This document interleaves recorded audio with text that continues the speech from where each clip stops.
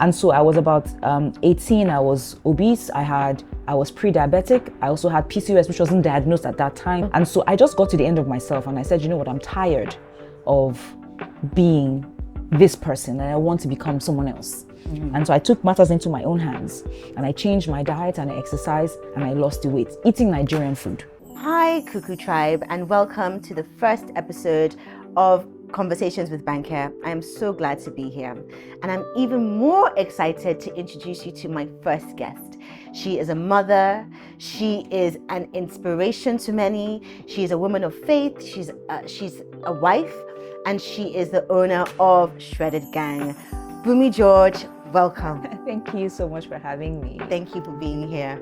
So today we're going to toast with Moe to the champagne, and I'm going to let you call the toast. So what are we toasting today? We're toasting to the good life. Yes. To more success. Amen. To greater impact. Yes. And to more money, Banke. Yay! Toast. Cheers. Cheers. I'm excited to talk to you about life, about work, about faith and everything. So we have so much to discuss in this conversation. Thank you so much for having me. Can't wait to dive in. So there's something that I read that you have said. You said, I'm not an influencer, but I influence. Can you explain that a little bit? So I say I'm not an influencer, I'm an influence. Yes. I think for me, it stands from a fact that from long before the word influencer became like a catchphrase or like a career. Because now people make thousands of dollars off of the internet. Yes. I feel like my life has always influenced people. Yes. From as far back as I remember. Yes. Maybe let's go back to maybe when I was like 18, 19, even in high school. I may not be the smartest in the room, but typically I always had something to offer. You would never be able to ignore me if I was in a place. And so that's where it kind of came from. And so when I came into the social media space, I've always been writing. Before Instagram was even Instagram, I've always been sharing my thoughts about different aspects. I break tables all the time. I didn't just start breaking tables last year. I've been breaking tables since as far back as 2013. And so I feel like my life has always given off, I think, a total woman. Yes. In terms of, physical, emotional, faith-based, spiritually as well. I've always been one of those people who are well-rounded, I like to say. And I think that speaks to people because they can be like that, because that's the power of image. So that's where I think the influence comes from, is imagery, being able to imagine. Your confidence really shows through in how like you sort of put yourself together style-wise, in the way you speak to people, in the way you just kind of project your personality. It's very confident. It's very inspiring. Thank you for saying that. Thank you. So I would definitely say you have influenced me. Oh wow. Yes. I influenced Banke Cuckoo. I joined your Shredded Gang. Love it. I think it's so amazing that you can rub off so positively on people. And as women, I think it's really important to be able to say, Bunmi, you inspire me. I felt this way at some point, and I started watching your Instagram, and I was like, I really want to adapt this certain trait that Bunmi has, so I want to join what she's doing, which is why I joined Shredded Gang. And at the time, it was really important, and it really helped me center my thoughts and focus. Sometimes when you're an entrepreneur or you have your own business, you can be so focused on that. Busy. Yeah. And I really needed to kind of push my focus into something else that would still benefit me in the long run, which is why I signed up to Shredded Gang. Wow, thank you so much. Love to hear why you signed up, because when I did see your name, I was like, what's Banke doing here? But I was happy to have you on board. Thank you so much. And so it's about mind, it's more than just about the work we do, which you really embody through Shredded Gang. So can you speak to us about Shredded Gang? And it's not really just about weight loss, it's about the movement that you've created. So for me, for people who don't know me, that are probably watching that don't know me, I at some point in my life used to be obese. So I weighed as much as 130 kilograms. I was a UK 24, 26, and I was about 18 years old. So I was pretty young, and that really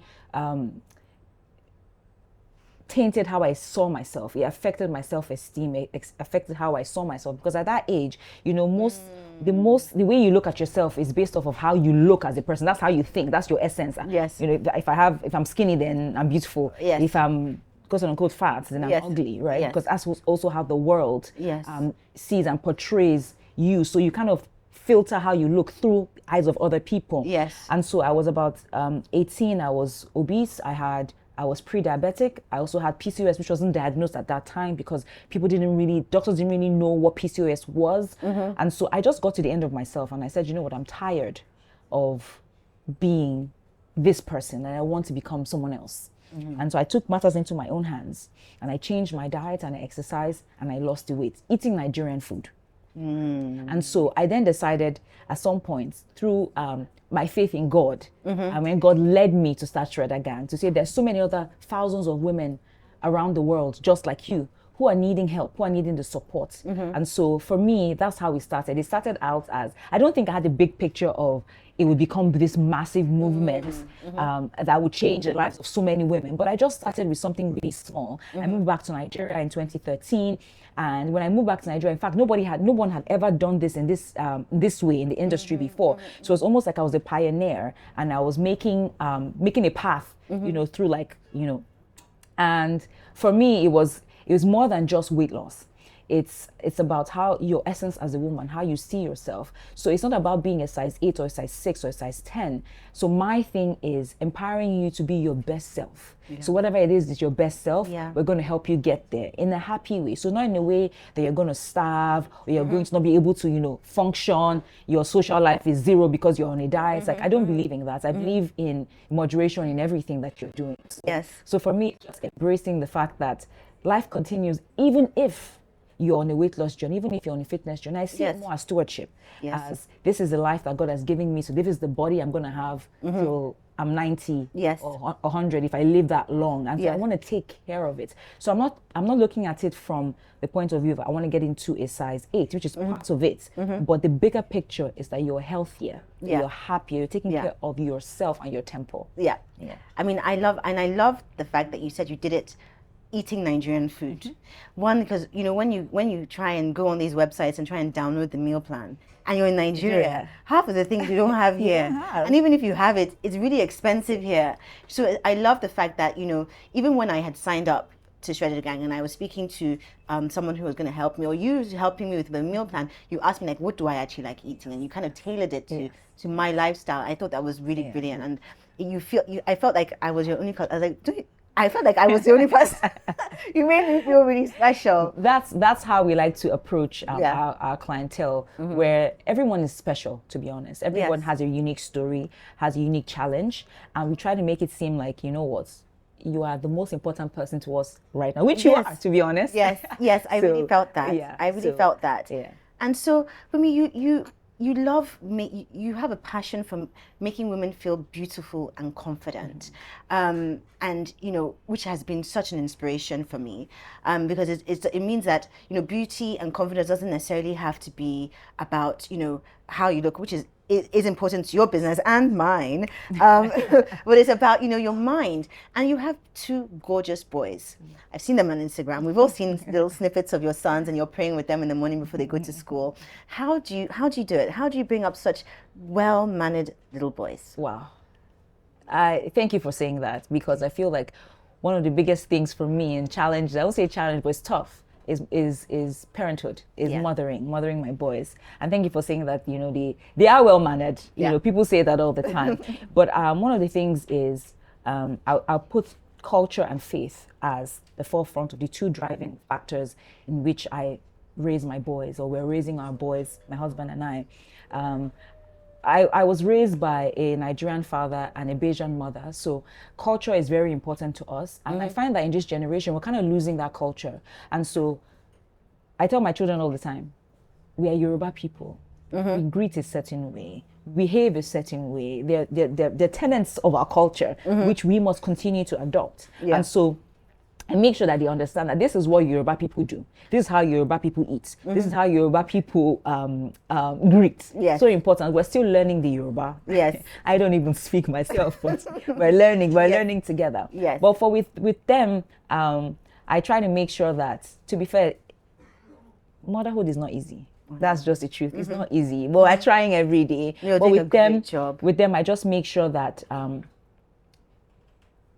I'm bringing them up in a way that God, when I give an account to God about their lives, that He'll be proud of. Because I feel like my mom did a fantastic job with me. Yes. And so I'm trying to replicate that in my children as well. Yeah. So just in the things that they do, the things that they say, where they go, the kind of people that they hang out with, I'm very, very careful about curating their life. Their life is really curated until they get into the world. So we kind of shield them because they're young now. Yes. They shouldn't be Yes. listening Yes. to and hanging out with nonsense. Yes. And so we kind of curate that now, just so that they can make informed decisions. Because I think a total child is being able to get into the world and make the right choices. Yes. And so that's what we're doing now, is making sure that we're teaching them how to make right choices. The right choices, wrong choices, and consequences. Yeah. So absolutely. It's I love that. Thank you for creating such wonderful little boys that are going to contribute to to our country, to our society. Amen. That's amazing. And so you are a mother, you are a wife, you have your business, you're a woman of faith, you have friends and family. How do you juggle everything? Honestly, sometimes you need to stop and drink water. But I think for my life, I try to find rhythm. Yeah. I don't really call it balance. Yeah. I'll say I try to find rhythm. Some things are not as important in the season. So it depends on what's going on in that season in my life. But I try to make sure that the different parts of my life are as balanced as possible. So wherever it is I need help with. So in terms of maybe motherhood and, in the home, I buy my time. Yeah. I buy my time. So there are many things you probably won't catch me cooking these days. That's just the truth. Maybe for my husband once in a while. But before, it's something that I used to do when I was not as busy. But now where I have a lot of things on my plate, I have a cook that cooks for me. Yeah. Right? So things like that, Asking for help is not, No, it's not. Yeah. And I think that, highly successful people, really, they pay for stuff that buys them time. Oh, definitely. So that's one thing.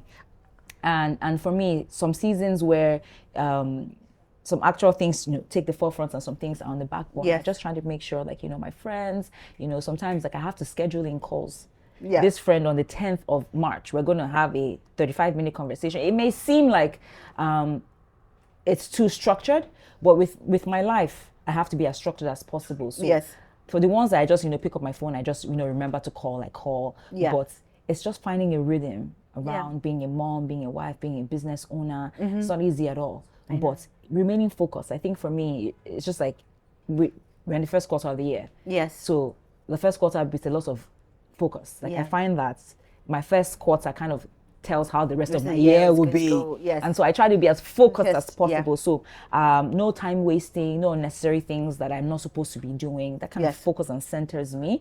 And I at the beginning of the year, I just kind of make sure that what are the things that are important to me in this season? What am I supposed to be doing right now? And I just make sure that those are the things that are primary for me, and I just do that. And whatever else is not as primary, just secondary, takes the back burner. And whenever I get to it, I get to it. So it's really about balancing and juggling. Yeah. There's no perfect script. It's just about how the season that you're in. Exactly. Really. And also learning to say no to some things. Of course. Oh, that's like the most important thing. That no can save you. It's very powerful. Yes. It's as powerful as the yes. Exactly.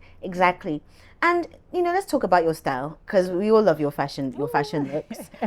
So tell us what inspires your style, your fashion. I think my fashion has changed over the years, and I think it all depends on the way I'm feeling in a particular season. Yes. So sometimes I don't know, but I envision how I want to look in my head before I actually bring it out and wear it. So it happens first in my mind. So if maybe I'm going for a 6-year birthday party, in my mind, am I wearing traditional? Am I wearing English? How do I want to look? Yes. And so I kind of then put that together in my mind, and then I kind of put it together. So I don't really have any nuggets to share in terms of, oh, maybe I do this and that. Okay, Really, it's just how you feel. it's just how I feel in the moment. That's good. That's good. Just how I feel in the moment. I really don't follow trends. If you see a lot of my clothing, it's not, all of them are not really trendy. They're really statement pieces that you can wear Over for and over. years, Yes, years yes, to come. yes, yes. So I may wear a pair of pants today. Yes. In 2025, and you probably see me wearing it again in 2029 because Yes. it's a staple piece. Classic. Yes, a classic. Yeah. So for me, it's easy, it's breezy. Yeah. But it's always making a statement when I come into the room. Like I said, most times I walk in, you cannot ignore me. I love that. I love that. So if you're going to advise like a young girl, like a young teenager, who's trying to find herself, give us 3 nuggets. I think the first thing to say is don't be too hard on yourself. Because when you're young, there's a lot of pressure to make sure you don't fail. Yes. And it's understanding that failure is part of life. Yes. You learn more from failure Yes. than you do from success. Yes. And so understand that failure is part of the package. Yes. So when you fail, failure is an event. It's Yes. not an identity. Yes. So make sure that you're gentle on you, because sometimes, especially as women, we can be so hard on ourselves. Yes. So be gentle with you. Yeah. And next thing is trust the process. Yeah. You can't skip steps. No. As much as you want to go from here to there, you want to climb one flight of, you have to climb the stairs. Yeah. You can't, honestly, you can't fly. Yeah. You must trust the process. Yeah. The process is what prepares you for the next level. Yes. And for people who skip the steps, when they get up there, they can't stay at that altitude. Yeah. Because they didn't build the endurance. Yeah. And then the last thing I'll say is prioritize your happiness. Absolutely. Your happiness is very, very important. And for me as a person, I make sure that I maintain my joy no matter what I'm going through. Yes. I might be sad today, Banke, and I tell myself, what exactly is making you sad? I always do something called self-reflection. So Yes. I'll tell a younger person, do self-reflection. Every single day. It may Yes. not be long, Yes. but ask yourself, what are the things that happened today? The things that ticked me off, the things that we're happy about. So I find that maybe there's something that someone said to me or a situation that I encountered that I didn't like. I process it. Yeah. So process it. How did this make me feel? Did it make me feel small? Did it make me feel big? Did it Yes. make me feel, like I don't matter? Yes. And process that within yourself. And then go to bed. Yeah. Because you know what? Joy comes in the morning. Yes, it does. It does. It does. Yeah. Thank you for that. It was amazing advice, and I hope some of our viewers can take away from that and incorporate that into their lives. So, if you were not doing Shredded Gang, what would you do? Wow. Because I do many things right now. So I know. but I think I'll be a dentist. Would you? You've got Yes. great teeth. Thank you. got great teeth. I'm fascinated with teeth and Really? yes. So something happened to one of my teeth, and I had to go with the dentist, and it was so bad because I was also pregnant with my first child, and so I couldn't take any painkillers. So it was so bad. Yes. And so when I got home, I cried so much that day. That day I felt I was going to die. Yes. I went home and I did a lot of research, and I was so fascinated by the amount of cells, I don't know if it's neurons, whatever, Yes, the teeth. And I was like, wow, I think this is something that I would have loved to study if I was a dietitian. So I'll definitely be a dentist. Would you? Oh my gosh, teeth has also been like such a problem for me. I have my back teeth are so weak. I've had all sorts of holes and pains. Wow. And, honestly, but yeah. That's So really maybe in interesting. another life I'll be your dentist. Yes. That's really, really interesting. Thank you for that one. Thank you. I can't wait to see you grow. Thank you so much. And become an even more amazing person. And we're cheering you from Banke Kuku. We're cheering you on, and we're supporting you. Thank you so much, Banke. That means a lot to me. Thank you so much. Thank you.